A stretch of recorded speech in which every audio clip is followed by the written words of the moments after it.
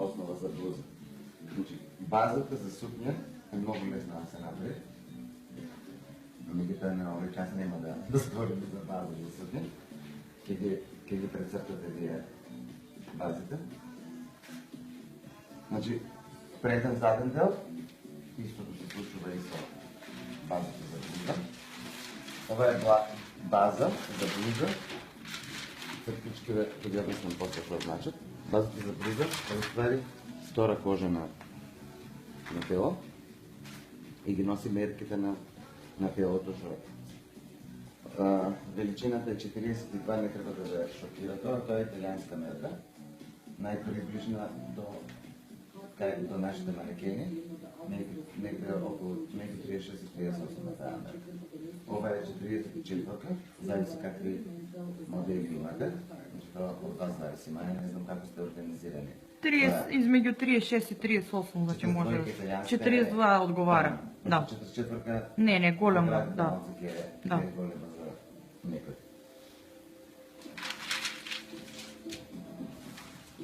Две основни работи што мора да ги научите се база за сукња и база за блуза. Во некој овде не гледам до дизајните нема. Значи последниот дизајн апсолутно може да се користат одделно базата за сукња и базата за блуза. Затоа што имаме пресечено, фустанот е пресечен на самата половина. Кај си ја боја, портокалово како е апсолутно идентична базата на блуза. Само има една промена, што ќе ја обяснам после. Оваа брусна од рамото до градата ќе се трансформира тука на оваа позиција. Затоа што го гледам тоа на цртата. Каква е разлика ако е тука, на што? Значи, разликата е тоа што волуменот од градата може да се формира ако имаме брусна од тука и брусна од тука. Бидејќи немаме шаф на дизајнот горе, нема дизајн од рамо до градот, значи дизајнот на брусната е од градата према страничниот дел поднешен. Значи ние само ќе направиме трансфер на оваа брусна тука. Тоа ќе го покажам многу едноставно. Значи, горната брусна, во овој случај, се затвара, меѓутоа не кога шијаме, кога кроиме материјал, но кога го правиме шаблон.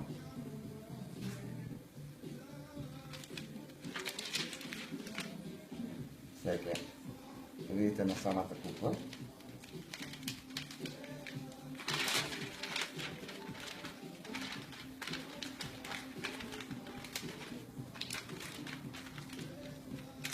Затоа се вика ова база, затоа што служи апсолутно за секој дизајн. Преместувањето на брусната го прави новиот дизајн, а преместувањето на брусната најмногу зависи од вашиот технички цртаж, каде сакате да имате шаф или кај сакате да имате брусна.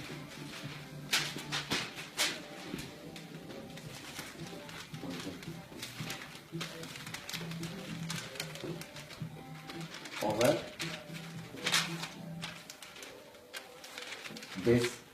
без да имаме горната брусна. Меѓутоа, за да го скроиме ова, ако го ставиме на рамна површина, веќе има тредиционален облик ваков материјал не постои. За да го постигнеме тоа што е потребно и да имаме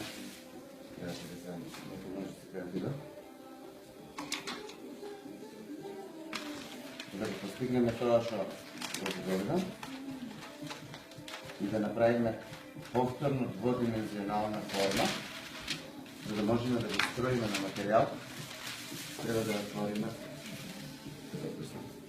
Значи, истиот волумен што беше овдека се префрлува. Можеме апсолутно кај сакаме да ја префрламе, меѓутоа точката на врвот на градата не може да се менува. Значи, можеме да правиме пресек, на таблата ќе го покажи.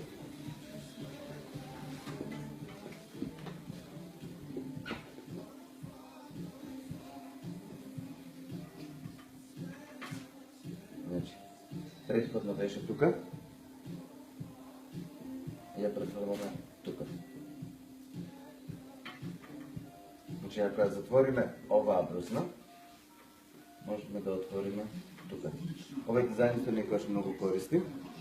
Ако имаме парче во овој дел, во горниот дел, ако сакате да направите, например, смокинг кошула, ова е многу корисно. Затоа што тука ќе ни биде приснат. За да имаме мазен дел од другата страна. Тоа ќе го скриеме под парчето што има линии. Значи, апсолутно секаде може да се менува. Ако го имате, например,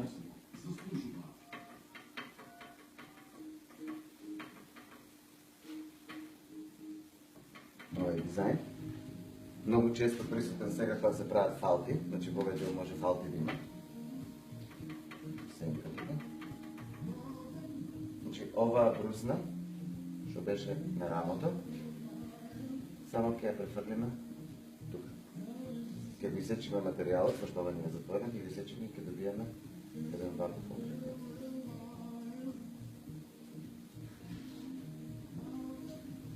Ако сакаме само таа да ја имаме, значи да изгубиме и вертикалната брусна од градата до половината што оди, значи и таа ќе ја залепиме, ќе ја ротираме, значи ова парче ќе го ротираме тука и ќе добиеме нова форма.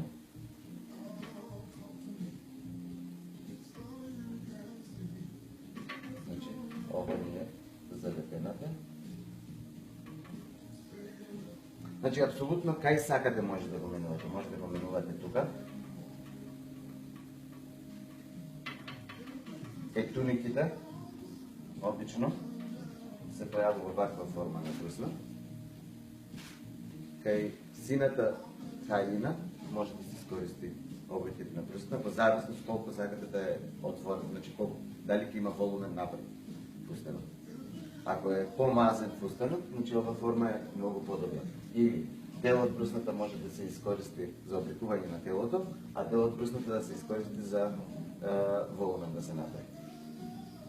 Волуменот е друга работа, после за това. Значи, базата само е форма на телото. Во однос на вашиот дизајн, зависи каде ќе се префрли, каде ќе се трансферира брусната.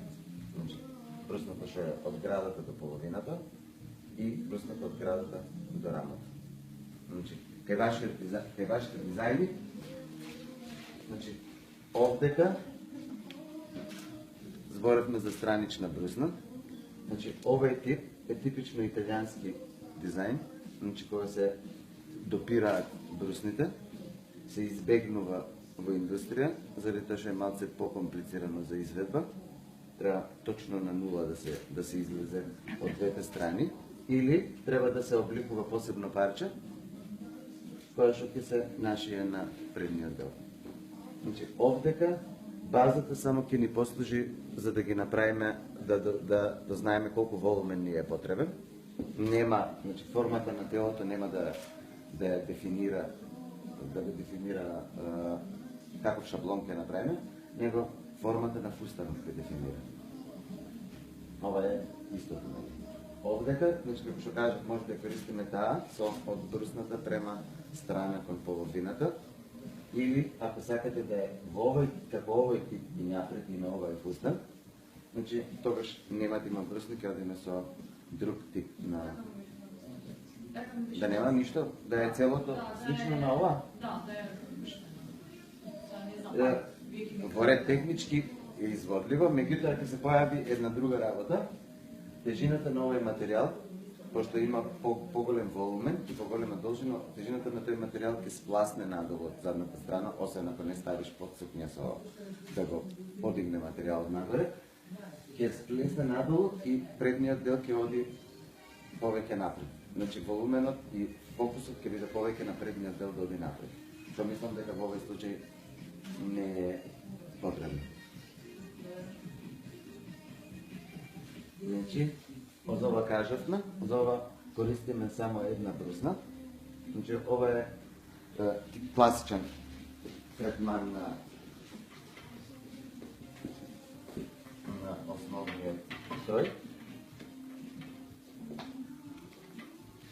Цртаме секојаш на половина. Значи, формата на базичният крой.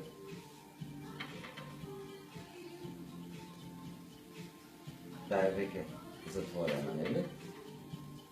Значи ќе мораме и оваа да ја затвориме. И оваа брусна ќе мораме да ја затвориме, пошто таму не се гледа линија од половината до градот. Чите да изем. Последни. Значи, пошто немаме оваа линија од долу, и за да можеш да ги изработиш тие форми, кај што нема брусна, јас би ти кажал, оваа брусна да не постои тука.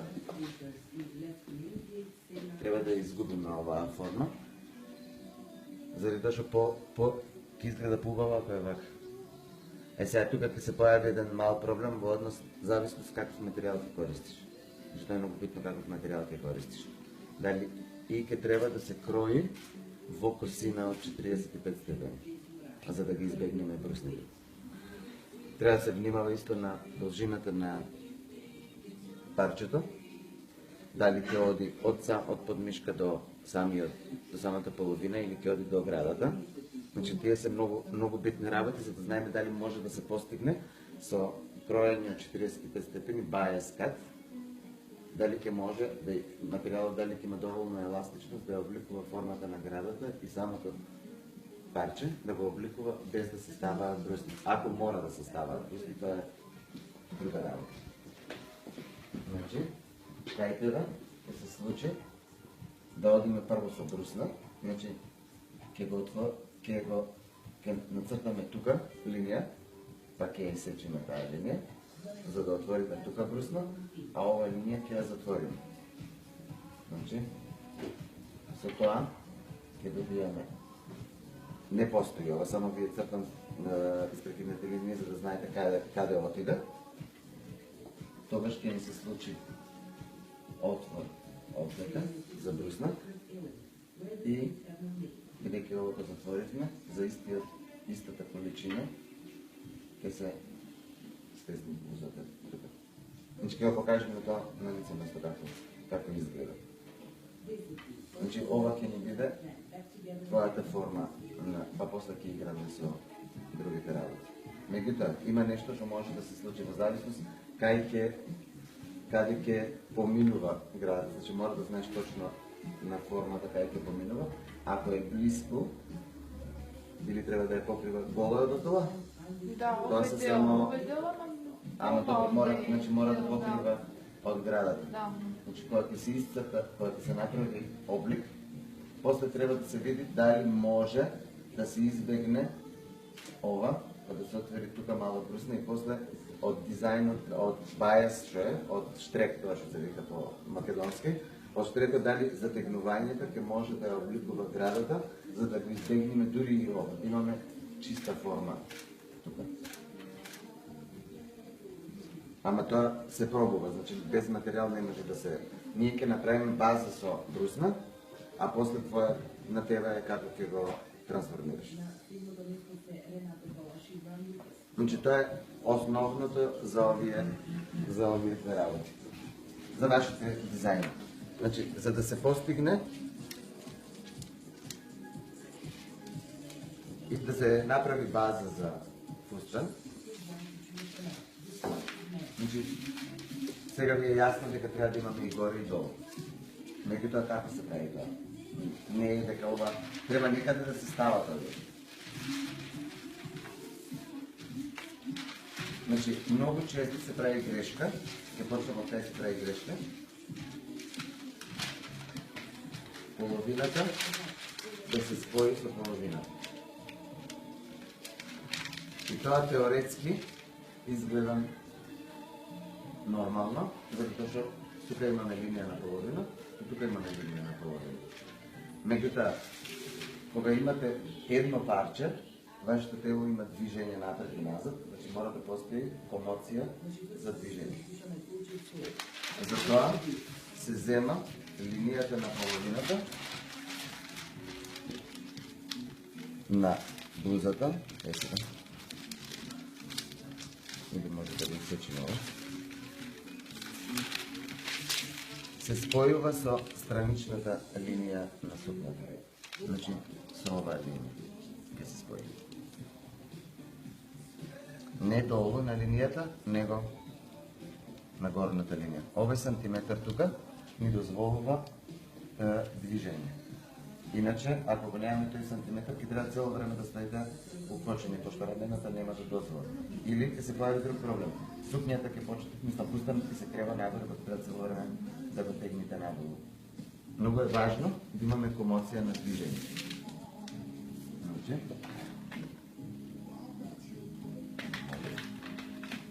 паралелна линија на линијата на половината. Овие линии со коцки, така да лесно е да се извлече паралелна линија со оваа точка. Сега зашто е оваа точка надвор од контекст на денешниот час, него многу битна работа. Телото не е класичен цилиндар, него половината, колковите на половината прават обла линија. И секојаш знаеме дека параболите се по-долги од правите линии. Значи, напред, пошто е рамно, значи, оваа должина до колковите не е еднаква и од страна со должината на од страната. Затоа е извлечено да оди погоре. Ако ги направиме со иста линија, тоа ќе ни фали дека делчи сукњата нема да може колана да стои на самата половина. Затоа ја земаме таа точка како репер и тогаш ќе го споиме ова. Бузата ќе ја споиме. Така е далеко нормално, да не изгледа тоа самостојно.